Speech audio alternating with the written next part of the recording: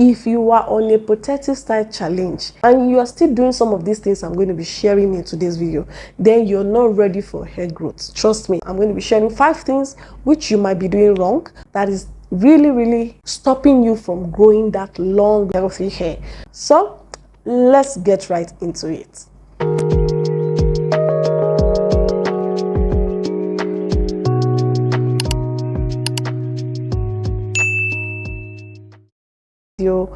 I'm going to be talking about some of the mistakes that you might be making that is causing your hair to break. One of those things would be improper installation. So I like to take this as the foundation, like the basis on which your protective style starts. The first day when you're installing your protective style, how do you install your protective style? And one way which I would like to focus on is tension. Braids are the styles that you make and tension is quite obvious. I've seen hairstyles like braids and I'm seeing tension like I'm wondering if it's actually a human being's scalp or it's just a dummy, because I don't understand how someone will inflict so much pain on themselves all in the name of doing braids. Tension is one destroyer, like it's one factor that can really destroy, damage whatever effort you put into protective style. So make sure on your first day of installation you are very much wary of tension. So if you're making your hair yourself, this should be very easy, guys. It should be very easy to note that there should be minimal tension on your scalp. Then if you're going outside to make your hair, say a braider outside, please don't be too shy. Don't be scared of letting your braider know that this hair should not be tight. Your braids should not be tight. If possible, guide their hands. Guide them on how firm you want it to be, but not tight. Because I see this kinds of image and I'm like, God, what's going on? Like, what is going on? How do you even sleep with such tension? Talk more of looking for length retention.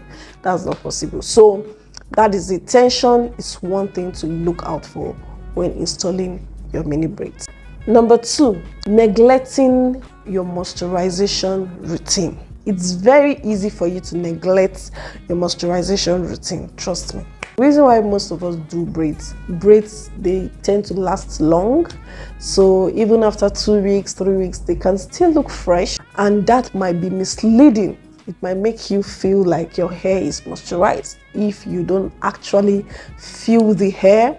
Like maybe you've put the braids in buns and ponytails, so you're not able to see that this is already getting dry and frizzy. If you're not very observant, if you're not very careful, you'll think your hair is good while your hair is starving of moisture. And also the way we moisturize our braids is slightly different from the way we moisturize our twist. So I'm not talking about products this time around. I'm talking about the way you need to moisturize those braids, like squeezing in product, because this is a 3 strand twist. So it's firmly bonded together. So if you don't get that hydration inside, if you don't get that moisture inside, you just be rubbing product on the surface of your braids. Number 3 will be leaving your braids in for too long. This will lead to matting, tangling. So if you're on a protective style challenge and it goes for 3 months,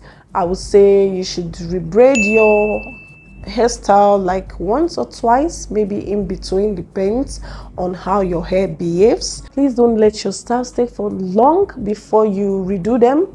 Number 4 is failing to detangle properly before installing your braids. That is one disaster that you really want to avoid. Like, it's a disaster waiting to happen. So if you fail to detangle prior to installing those twists, you'll be adding more tangles, and this is a long-term protective style. I've done a video of the way I prepare my hair before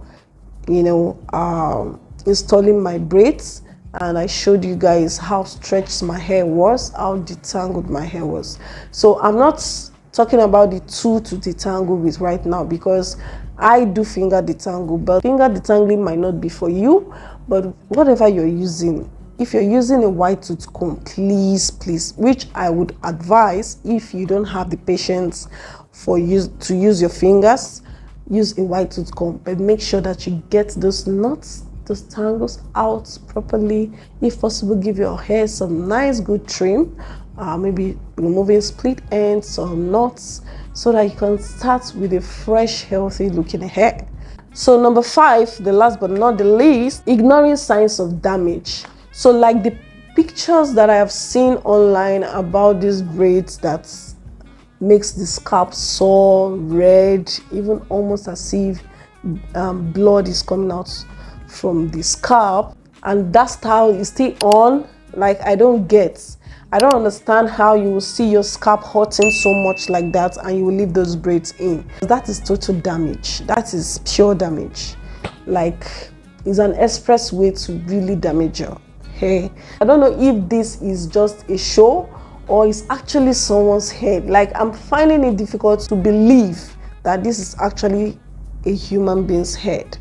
Ignoring signs of this, something like this, you will just be putting your whole entire health in danger. If you see signs that a style is too tight, is already forming blisters or forming pores on your scalp, please, that is a sign to take that hairstyle down.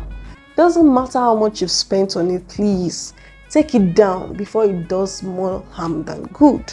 I don't know where it is said that the more tight your hairstyle is, the more your hair grows. That is not true, like entirely not true. So we are here to grow a healthy long hair, and anything that should be detrimental to that progress, I like to bring it out to you. I like to let you know. I like us to rub minds, and let me know in the comment section as well what you think. So that will be all for today's video. I hope you've learned something from it. If you did, please don't forget to like this video, share this video, subscribe if you're yet to. Let's grow this channel. I'll see you guys in my next one.